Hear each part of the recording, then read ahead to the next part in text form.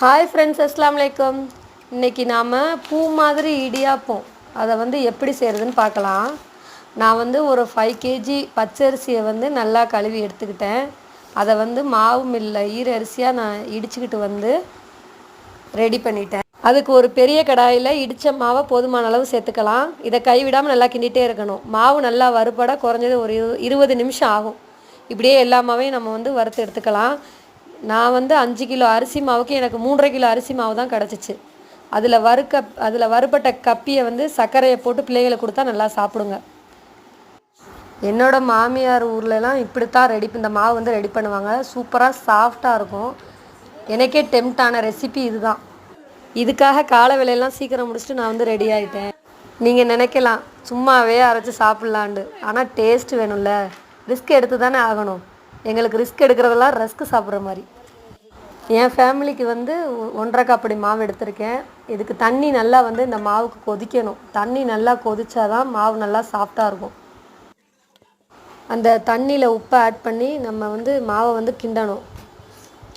கைக்கு இலகுவாக ஆற வரையும் கிண்டணும். மாவு நல்லா கிண்டினோடனே அந்த கிண்டின மாவை இடியாப்பக்கட்டையில் வச்சு பிழிஞ்சு எடுத்துக்கலாம். இட்லி சட்டியில் வச்சு அவிச்சி எடுத்துக்கிட்டா பூ போல் இடியாப்பம் ரெடி. இது வறுத்த மாவாக இருக்கிறதுனால இடியாப்பம் நல்லா மணமாகவும் இருக்கும், நல்லா டேஸ்ட்டாகவும் இருக்கும். ட்ரை பண்ணி பாருங்கள் ஃப்ரெண்ட்ஸ்.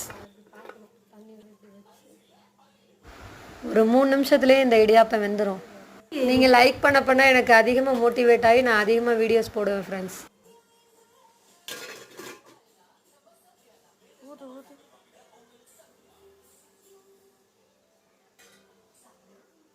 ஸ்க்ரீனில் பார்த்தாலே உங்களுக்கு தெரியும் இடியாப்பம் எவ்வளோ சாஃப்டாக இருக்குது, எவ்வளோ அழகாக இருக்குது. இந்த இடியாப்பத்தை தட்டில் வச்சு நம்ம தேங்காய் பாலை ஊற்றி அப்படியே சாப்பிட்டோம்னா ஆஹா, இடியாப்பம் அப்படியே சல்லுன்னு உள்ளே இறங்கிட்டே.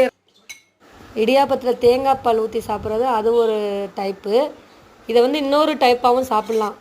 எப்படி சாப்பிட்ணுண்டா, இடியாப்பத்தை வச்சு அது மேலே தேங்காய் பூ போட்டு சர்க்கரை போட்டு சாப்பிட்லாம். அதோட வடை வச்சு சாப்பிட்டா இன்னும் டேஸ்ட்டாக இருக்கும். இதில் நீங்கள் எந்த டைப்புன்னு சொல்லி கமெண்டில் சொல்லுங்கள். எனக்கு தேங்காய் பால் தான் பிடிக்கும். நான் ஃபஸ்ட் டைப்பு தான். இது மாதிரி நீங்களும் வீட்டில் ஹெல்த்தியாக செஞ்சு சாப்பிடுங்க. உடம்புக்கும் நல்லது, ஆரோக்கியத்துக்கும் நல்லது. அந்த காலத்துலலாம் இந்த மாதிரி ஹெல்த்தியான ஃபுட்டு தான் நம்ம செஞ்சு சாப்பிடுவோம். அதனால தான் நம்ம உடம்பு இன்னும் ஆரோக்கியமாக இருக்குது. அது இந்த கால ஜென்ரேஷன் பிள்ளைங்களுக்கு தெரிய மாட்டேங்குது. இப்போல்லாம் எல்லாம் ரெடிமேடாக செஞ்சு சாப்பிட்றது தான் விரும்புகிறாங்க. இது மாதிரியும் ஒரு தடவை செஞ்சு சாப்பிட்டு பாருங்கள், சூப்பராக இருக்கும். இந்த வீடியோ பிடிச்சிருந்தா லைக் பண்ணுங்கள், ஷேர் பண்ணுங்கள், சப்ஸ்கிரைப் பண்ணுங்கள், கமெண்ட் பண்ணுங்கள் ஃப்ரெண்ட்ஸ். அஸ்ஸலாமு அலைக்கும். தேங்க்யூ.